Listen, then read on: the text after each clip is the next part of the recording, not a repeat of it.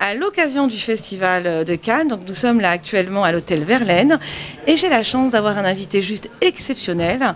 J'ai la chance d'avoir donc Paolo Portugal, qui est donc le président du jury de la presse internationale critique du cinéma. Bonjour Paolo.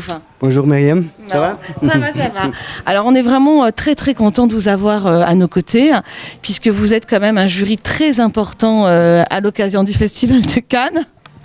Bon, ça, je dirais pas ça. Bon, mais tout à fait, le prix que je représente, donc le jury que je représente, ça c'est important parce que c'est le jury de la critique internationale FIPRECIS, donc ça c'est la Fédération internationale du critique de cinéma. C'est, je crois, un prix qui est donné par ceux qui analysent des films, donc c'est pas un jury particulier. D'accord. Oui, mais alors dans ce jury, donc il est composé, je crois, de 9 personnes. Oui, nous sommes 9, mais nous sommes divisés par 3 sections différentes. Donc 3 par la sélection officielle dont je fais partie. Il y a aussi 3 pour la section Un certain regard et l'autre 3 pour des sections parallèles, donc la semaine de la critique et la quinzaine des réalisateurs. Oui. Donc effectivement, donc vous êtes présent quand même sur 3 sélections. Hein. Oui, c'est ça, mais on nous divise, donc nous 3, il faut qu'on voit tous les films de la compétition et les autres, leur section aussi. D'accord, très très bien. Alors on va revenir sur justement cette fédération FIPRECIS. Depuis combien de temps elle existe ? Elle existe déjà, je dirais, environ une cinquantaine d'années, mais je peux me tromper. Mais c'est je dirais, le prix le plus important d'une institution consacrée aux critiques de cinéma. D'accord. Alors, moi, je m'intéressais à vous Paolo. Aujourd'hui, le Festival de Cannes, ça fait combien de temps que vous y participez ? Bon, justement, cette année, je dirais que c'est mon 20e année. Donc, c'est d'être jury de FIPRECIS. Pour moi, c'est un honneur parce que c'est un festival que je connais très bien. Et donc, ça donne aussi une espèce de célébration personnelle. Oui, c'est vrai, 20 ans, ça se fête. Hein. Oui. D'accord.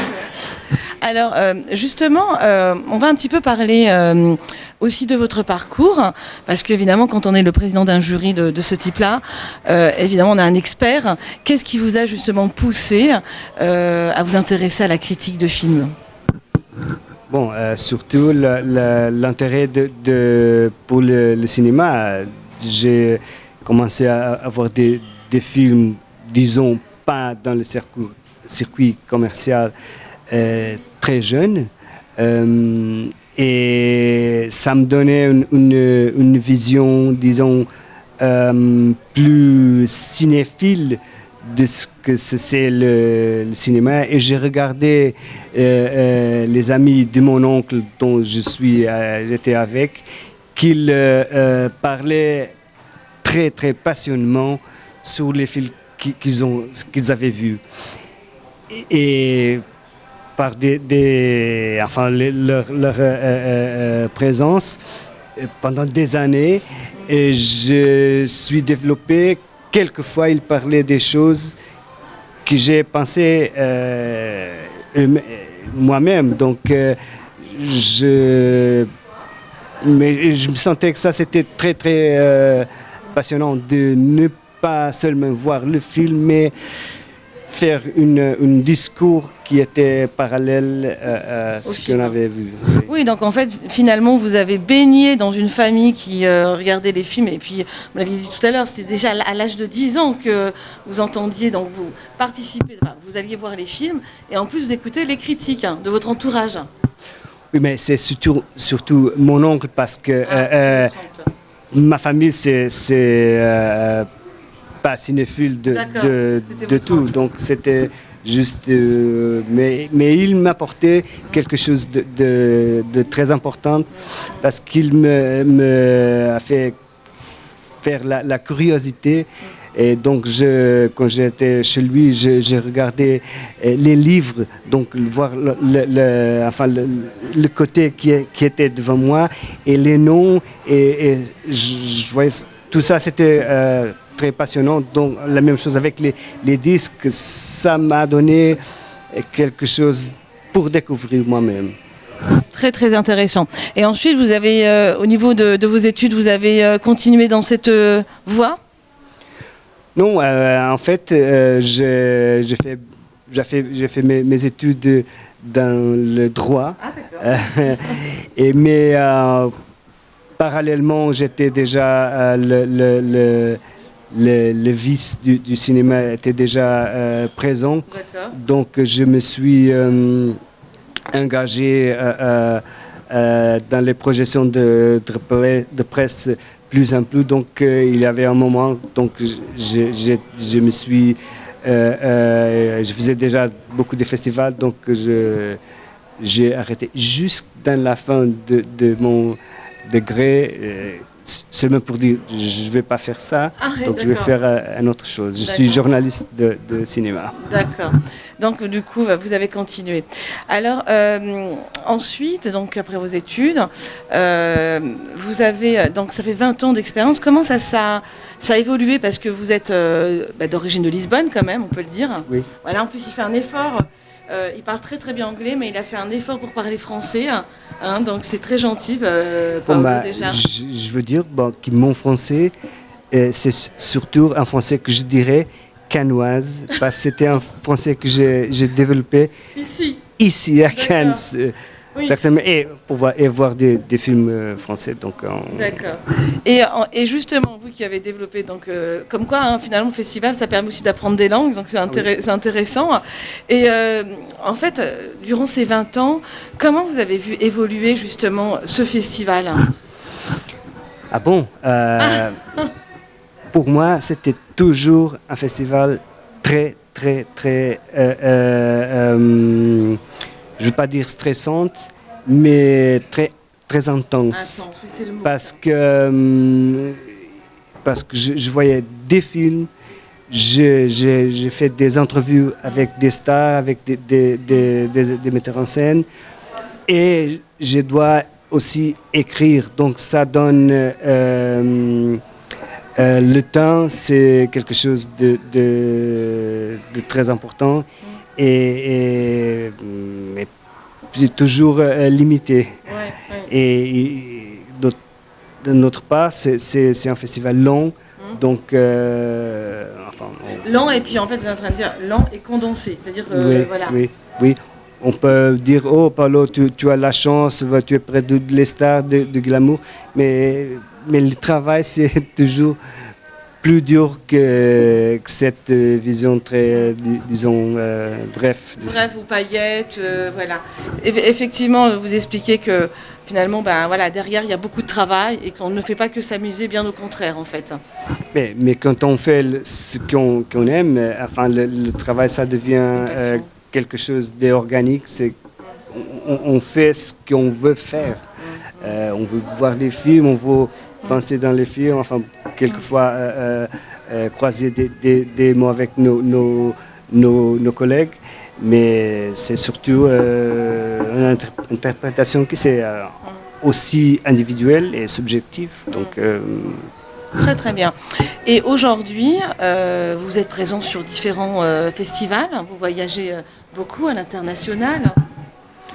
Donc oui, pendant des années, j'ai développé une espèce de circuit, disons un cirque, qui se fait un peu... il y a des festivals qui je manque jamais, ça c'est Cannes, évidemment. Je vais aussi à Berlin. Il y a 1 ou 2 années avant, j'ai commencé curieusement à Deauville. C'était un festival en Normandie. Et je vais aussi à Venise. Bon, et pendant des jurys que je fais pour la FIPRESI, mais qui ne sont pas tous les années, ils ne sont pas beaucoup, je fais quelques fois. J'étais dans le Zanzibar, j'étais au Brésil, j'étais à Miami, j'étais à Cannes. Ici, je complète les trois grands. Donc, j'étais l'année dernière à Venise et j'étais déjà à Berlin. Donc, pour moi, j'ai fait le plein, disons. Ah oui, oui, là, vous avez vraiment fait le plein. Alors, vous savez que nous, en fait, Coworking Channel, en fait, on est une chaîne collaborative de partage, d'expérience. Et en fait, donc, l'idée, c'est si vous aviez un conseil à apporter pour un jeune scénariste ou un jeune réalisateur, afin que peut-être son film soit sélectionné lors d'un festival, qu'est-ce que vous pourriez lui dire? Bon, je crois que tout le monde entend qu'on vit dans un moment dont le cinéma qu'on voit dans l'écran s'y multiplie par d'autres écrans. On doit être réaliste. Et ça, c'est une évolution de l'image, je crois. Même Jean-Luc Godard, il dit ça il y a des années. Donc, il faut voir un peu plus loin. Et je crois qu'aujourd'hui, les scénaristes, ou ceux qui vont être des réalisateurs, il y a l'Internet, je crois que c'est quelque chose qui c'est inévitable. Et aussi une entrée, disons, facile pour les metteurs en scène, voir elles-mêmes ce qu'ils ont fait et de partager avec des autres ce qu'ils ont fait. Enfin, et après, ça dépend toujours ce qu'ils vont faire et quel type de cinéma ils vont faire. Enfin, et ça, je crois qu'il est tous ouverts, mais la qualité, ça sera toujours laquelle qu'on va faire. Au film qui va sortir. Mais en fait, vous dites que finalement, au fond, il faut oser. Oui. Il faut oser. Oui, cinéma, c'est une art de création et de liberté. Je crois que ça, c'est aussi dans les créateurs. Donc, ça, je crois que c'est quelque chose d'organique de penser qu'on peut concrétiser nos rêves et les voir dans les images. Dans les images, ouais. Ouais, très, très, très bon conseil. Alors, justement, vous qui avez l'habitude de voir tellement de films, quel est le premier film qui vous a fait réagir et qui vous a fait un waouh, en fait? La première fois et que vous vous êtes dit, là c'est bon, je fais une critique. Votre première critique, finalement. Bon, je me souviens, j'étais un enfant, je me souviens d'être avec mon oncle, justement, et voir un cycle de cinéma. J'étais trop petit, et je me souviens de voir King Kong dans la salle. Je me souviens parce que c'était dans le soir, de quelquefois fermer mes yeux, mais je me souviens de cette image très intense de la bête et avec la belle. La bête, et ça m'a bouleversé. Évidemment, je ne pensais pas au cinéma, mais c'est une image que, si je retourne, une image de cinéma en sérieux. Je ne parle pas si j'avais vu quelque chose de Disney avant, mais du cinéma. C'est un film des années 30, donc ça m'a resté avec une image, un noir et blanc. Oui, noir et blanc, forte. Forte. Intense. Oui. Oui, mais c'est un best-seller, c'est évident. Et alors maintenant aussi, on a une rubrique sur Coworking Channel, parce que comme on diffuse du contenu sur les réseaux sociaux, on a cette rubrique des 5 mots-clés, des 5 hashtags. Comment tu pourrais résumer le métier justement de critique de cinéma en 5 hashtags. Ouh. On a un peu le temps. Bon, Festival de Cannes, ça serait un hashtag. Le nom de mon website, c'est insider.pt. Ça serait un autre.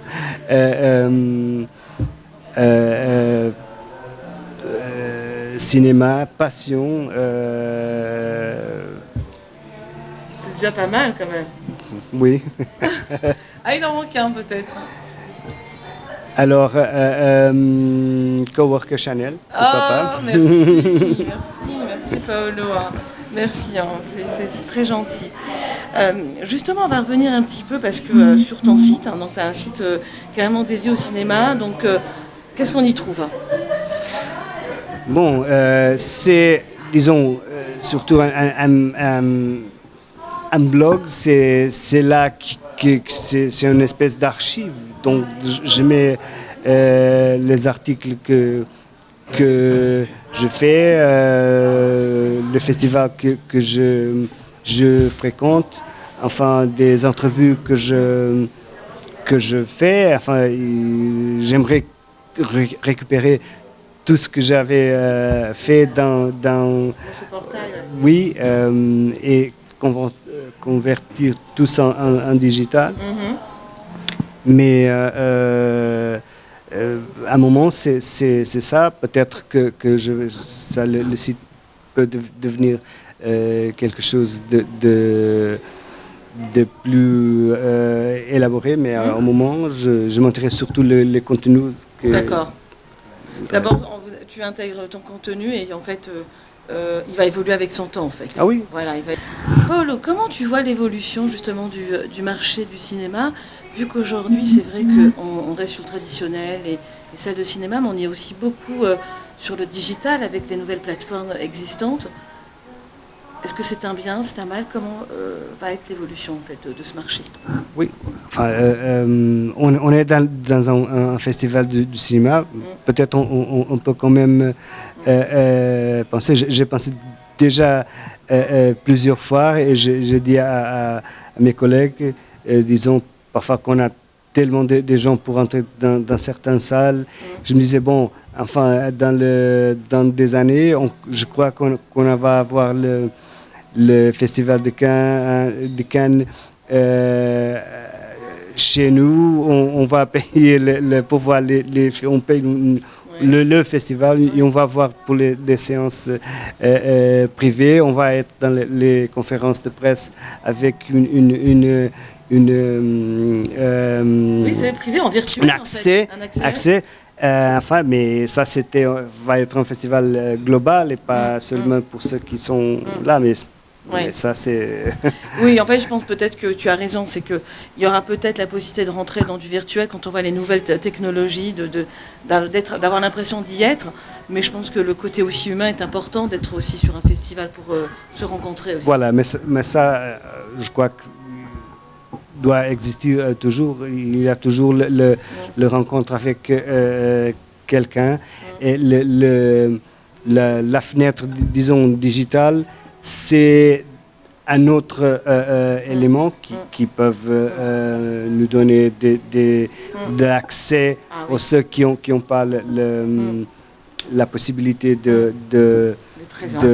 venir et on voit ça par des chaînes de streaming, donc c'est déjà quelque chose qui on peut à un moment ça peut paraître un peu au dehors de que c'est un festival comme Cannes qui a une vision très particulière sous les films qui font un parcours par le streaming.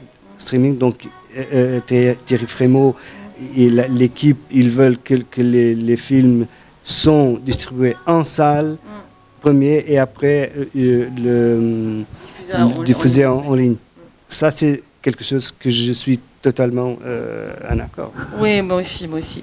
Bah, écoutez, nous, en fait, c'est vrai parce que notre travail aussi, nous, on a un média en ligne et j'estime que les deux fonctionnent, on est plus que complémentaires puisque nous, on fait le relais.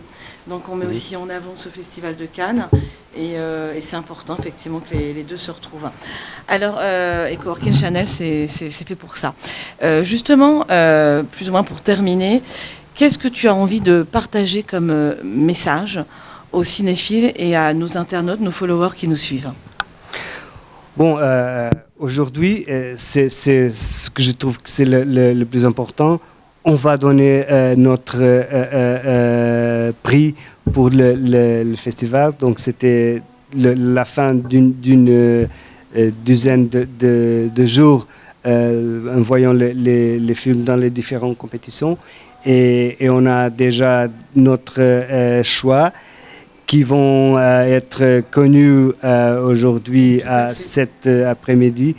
Donc, je vous invite d'être à vos côtés, oui, pour voir la remise des prix. Oui, ça serait nos prix sont avant la remise officielle, mais je crois qu'il va y avoir des nouvelles intéressantes pour le reste de l'année. Le reste de l'année. Bah écoutez, j'ai envie de vous dire que bien sûr qu'on va aller suivre le jury et voir effectivement les remises de prix. Donc là, c'est effectivement dans quelques heures puisque le Festival de Cannes se termine aujourd'hui en fait. Donc voilà, donc on aura toutes les palmes qui seront remises et celui de ce jury. Ben merci beaucoup Paolo. Merci. Et moi j'ai envie de dire que oui, moi j'ai envie que l'aventure continue. Nous on est un média relais, un média de partage. Et vous êtes un expert et qui sait, l'aventure va peut-être continuer aussi avec nous sur Coworking Channel, Paolo. Oui, Myriam, je veux vous suivre et peut-être qu'on se va trouver dans le futur. Voilà, on va se retrouver dans le futur. Bah, je vous remercie, c'était pour Coworking Channel en direct de l'Hôtel Vernel à l'occasion de la 72e édition du Festival de Cannes. Bye bye. Ciao.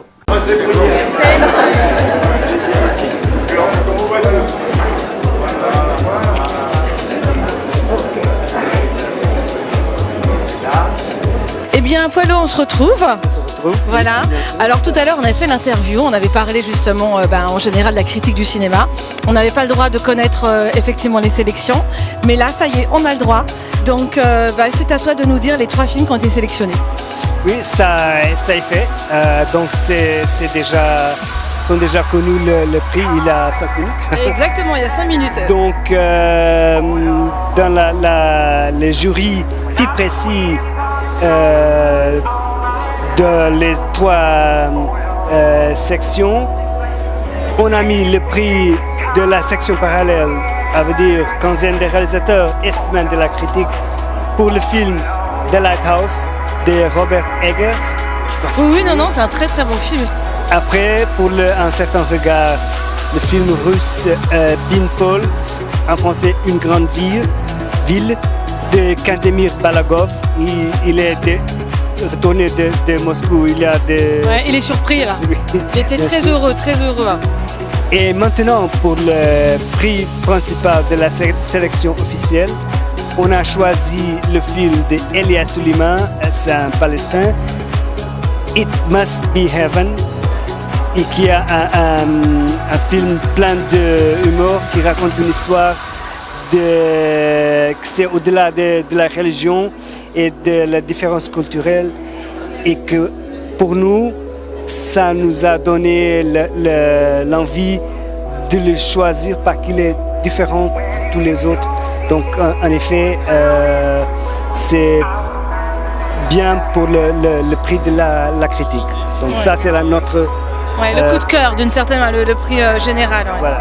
Oui, écoutez, j'ai envie de vous dire que c'est quand même des films qui méritaient plus parce qu'ils étaient engagés et avec des gens différents. Mais bravo. Et puis bravo, voilà, vous avez découvert en direct les 3 sélections. Voilà, ça c'était pour le Festival de Cannes. Merci Paolo. Et on va se suivre pour les prochains festivals. Bien sûr. Bye.